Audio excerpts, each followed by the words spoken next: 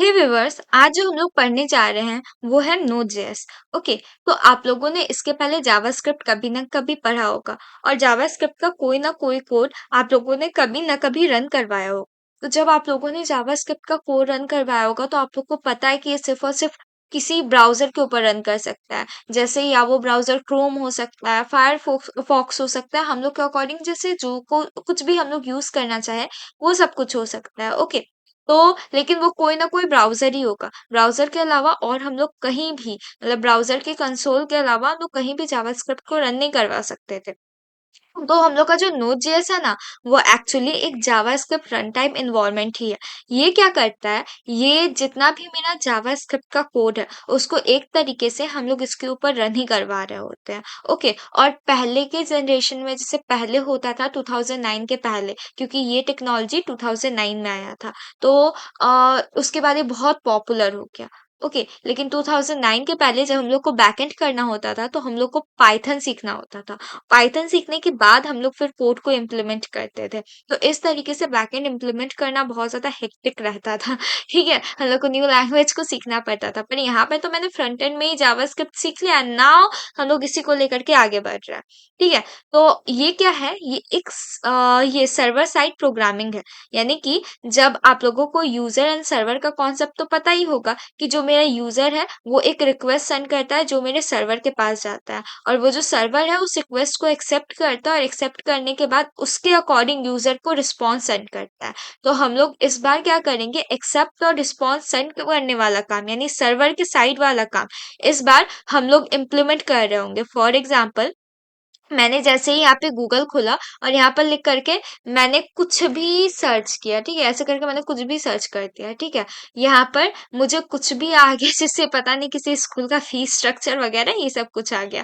Okay, तो ये क्या हुआ ना, मैंने ये जो कुछ भी सर्च किया तो मेरा सर्वर इस टाइम पे एक्टिव था। एक्टिव मेरा सर्वर एक्चुअली 24 आवर्स एक्टिव रहता है। तो एक्टिव होने के बाद वो मुझे एक इस तरह का रिस्पॉन्स सेंड किया मेरे इस सर्च के ऊपर, चाहे वो सर्च मेरा बेतुका हो या वो मेरा सर्च अच्छा हो। अगर आप लोग यहाँ कुछ अच्छा सर्च करते हैं तो आप लोग को वो चीज़ मिल जाता। ओके, तो इस तरीके से हम लोग का सर्वर काम करता है। तो हम लोग क्या करेंगे, इसी सर्वर को ही बिल्ड कर रहे होंगे इस Node.js को यूज़ करके। और एक बात, Node.js मेरा लैंग्वेज भी नहीं है, Node.js मेरा कोई लाइब्रेरी नहीं है और Node.js मेरा कोई फ्रेमवर्क भी नहीं है। Node.js बस एक ही चीज़ है जो है जावास्क्रिप्ट रन टाइम एनवायरनमेंट, यानी कि जिस तरीके से हम लोग क्रोम का के कंसोल में जा करके पूरा कोड रन करवाते थे, इन दिस टाइम हम लोग क्या करेंगे, टर्मिनल पे करवा रहे होंगे नोड को यूज करके। ओके, तो ये क्या है, एक जावास्क्रिप्ट रन टाइम एनवायरनमेंट है। उसके बाद हम लोग नोड रिपल को देख लेते हैं। यहाँ पे जो मैंने रिपल लिखा है इसका फुल फॉर्म है R for read, E for evaluate, P for print and L for look.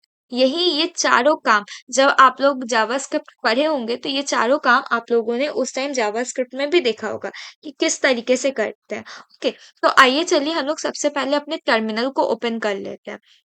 आप लोग गिट बैश या टर्मिनल डायरेक्टली यूज कर सकते हैं। मैं यहाँ पर गिट बैश को यूज करके दिखाती हूँ। जैसे मैंने यहाँ पे कंट्रोल प्लस प्लस करके इसको खूब सारा बड़ा कर लिया ताकि आप लोग को साफ साफ तरीके से सब कुछ दिख पाए। और इसे मैं थोड़ा और अ, इस तरीके से इसका साइजिंग कर दे रही हूँ। ओके, अब इस पॉइंट पे मुझे क्या करना है, मैं यहाँ पे हूँ, मुझे पता था कि जैसे मैं पीडब्ल्यू लिखूंगी मुझे एक डायरेक्टली मिल जाएगा और मेरा सारा कोड बैक एंड लर्न में है। मैं सारा कोड जो भी कुछ करूंगी वो मेरे बैक एंड लर्न में ही रहेगा। तो इस वजह से मैंने क्या किया, मैं सिंपल सा cd मेरे ड्रॉप बॉक्स में है एंड देन वहां पर से मेरा एक बैक एंड रन नाम का फोल्डर है, बैक एंड LEARN। ठीक है, तो मैं फाइनली इस डायरेक्टली में पहुंच गई हूँ। PWD is for present working directly. ये सब कुछ को हम लोगों ने अपने फर्स्ट वीडियो में देखा था कि किस तरीके से टर्मिनल को यूज करते हैं और हैंडल करते हैं। तो मैंने सब कुछ क्लियर कर दिया।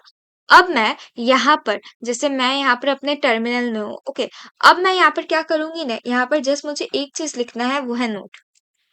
जैसे ही मैंने नोड लिखा यहाँ पर, क्योंकि मैंने अपना नोड डाउनलोड करके रखा है तो मैं सबसे पहले नोड जेएस में एंटर कर गई। ठीक है, अगर आप लोग का नोड मतलब ऑलरेडी अगर आप लोगों ने जावास्क्रिप्ट रन किया है आप लोग के पास है तो आप लोग के पास ये नोड जेएस पहले से ही अवेलेबल होगा, उसको डाउनलोड नहीं करना पड़ेगा। ठीक है, तो अब इसमें अगर मैं एलएस जैसा कुछ लिखूंगी ना, यानी कि लिस्ट ऑफ फाइल, या मैंने जैसे लिखा पीडब्ल्यूडी, ये सब अब काम नहीं करेगा।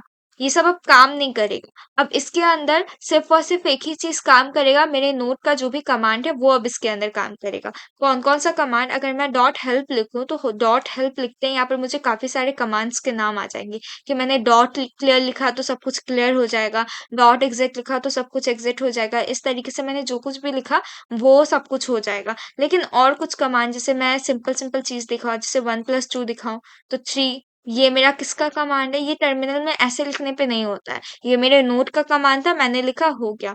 जावास्क्रिप्ट में भी हम लोगों ने कॉनकाटिनेट करना सीखा है। तो मैंने लिखा हेलो प्लस कोडर्स। ओके, तो यहाँ पर हेलो कोडर्स कॉनकाटिनेट करके आ जाएगा। तो इस तरह का जो चीज था ये सब कुछ हम लोग करते हैं नोट को यूज करके। और जैसे ही मैंने यहाँ पे डॉट टैप करके क्लियर की लिखा, सब कुछ क्लियर हो जाएगा। एक सेकेंड, अनकॉड रेफरेंस एरर। ठीक है, ये मेरे क्लियर को भी नहीं जानता, मुझे क्लियर करने के लिए क्या करना होगा? डॉट क्लियर, सही तो लिखा था मैंने, CLEAR। यहाँ पर कंट्रोल C करके मुझे इसको एग्जिट करना पड़ेगा। ओके, मैंने किया एंड देन अब जैसे मैंने एग्जिट किया, मैंने क्लियर लिखा, सब कुछ क्लियर हो गया। लेकिन अगर मैं अब वापस से एलएस लिखूंगी तो ये मेरा काम करेगा, ठीक है। लेकिन अगर मैंने अब अगर ऐसा कुछ लिखा कि मतलब PWD लिखा, ये मेरा काम करेगा। लेकिन फिर जैसे ही मैंने नोट लिखा, हम लोग सारी चीज को छोड़ के वापस से एक नोट के वर्ल्ड में आ गए, हम लोग नोट की दुनिया में आ गए कि नोट की दुनिया में सारी चीजें ऐसे काम करती है। अगर मुझे क्लियर करना है तो मुझे डॉट क्लियर लिखना पड़ेगा, या मुझे मैंने ऊपर में जो कुछ भी लिखा वो सब कुछ यहाँ पर इस तरीके से काम करेगा। मैं इसे एग्जिट कर जाती हूँ, फिर मैंने वापस से क्लियर करके मैं इन सबको क्लियर कर देती हूँ। ठीक है, इस तरीके से हम लोग का ये सब कुछ काम करता है। अब ना हम लोग जो नेक्स्ट देखने और समझने वाले हैं वो होगा नोट फाइल्स को। ठीक है, तो हम लोग को नोट फाइल को भी हैंडल करना आना चाहिए। तो सबसे पहले तो हम लोग को एक फाइल बनाना पड़ेगा। तो सबसे पहले मैंने बनाया TOUCH, ये टच करके हम लोग कोई भी फाइल क्रिएट कर सकते हैं। और हम लोग बैकएंड के अंदर है तो बैकएंड के अंदर क्रिएट होगा। And we all know this I guess. Script dot JavaScript मैंने लिखा, यहाँ एक फाइल क्रिएट हो चुका है मेरा जावास्क्रिप्ट का। अब मुझे क्या करना है, मैं इसके अंदर जा करके एक कोड लिख देती हूँ। जैसे मैं इसके अंदर गई, इसके अंदर जा करके मैं एक सिंपल सा कोड लिखती हूँ, जैसे for example let n=5। Okay, n=5 लिखने के बाद मैंने लिखा फॉर लेट i=0, उसके बाद i is less than n and i plus plus. उसके बाद मैंने क्या किया, कंसोल डॉट लॉग। अगर आप लोग जावास्क्रिप्ट सीख चुके हैं तो आप लोग को ये सब कुछ अच्छे से लिखना आता होगा। हेलो कॉमा आई, इससे क्या होगा कि मेरा हेलो प्रिंट होगा। जैसे 5 है तो हेलो 0 टाइम है तो यहाँ 0, फिर उसके बाद फिर से हेलो सेकंड टाइम है सेकंड टाइम। तो इस तरीके से मेरा 0 से लेकर के 4 टाइम्स तक ये पूरा लूप रन करना चाहिए। अब मुझे इसको रन कैसे करवाना है, तो मैं क्या करूंगी, मुझे सबसे पहले तो ये मैंने जो भी कुछ किया है वो मैंने नोट की दुनिया में आकर के किया है। यानी कि मुझे जो भी कुछ करना है वो नोट के अंदर करना है, क्योंकि बिना नोट के अगर मैं डायरेक्टली यहाँ पर स्क्रिप्ट डॉट JS लिखूं, यहाँ पर कुछ भी काम नहीं होगा। ठीक है, कमांड नॉट फाउंड दिखा रहा है, तो इस वजह से मुझे नोड लिखना पड़ेगा। मैंने नोड लिखा, उसके बाद मैंने लिखा स्क्रिप्ट डॉट JS एंड लिखते ही मेरा कोड रन कर जाएगा। हेलो 0 हेलो 1 करके हेलो 4 तक आएगा। तो ये किस तरीके से काम किया, ये मेरे नोट के कारण काम किया। इसके पहले जब आप लोग इसको रन करवाते होंगे टर्मिनल पे तो ये काम नहीं करता होगा, विदाउट नोट ये काम नहीं करता। ओके, तो ये है मेरा कुछ बात नोट को लेकर के कि नोट को किस तरीके से रन करवाना है, नोट के पीछे का थ्योरी क्या रहा। ठीक है, तो अब हम लोग नेक्स्ट जिस चीज को पढ़ेंगे वो होगा हम लोगों का process and process ARGB। Okay, तो इसके लिए मैं नेक्स्ट वीडियो देखना ना भूले। Thank you for watching.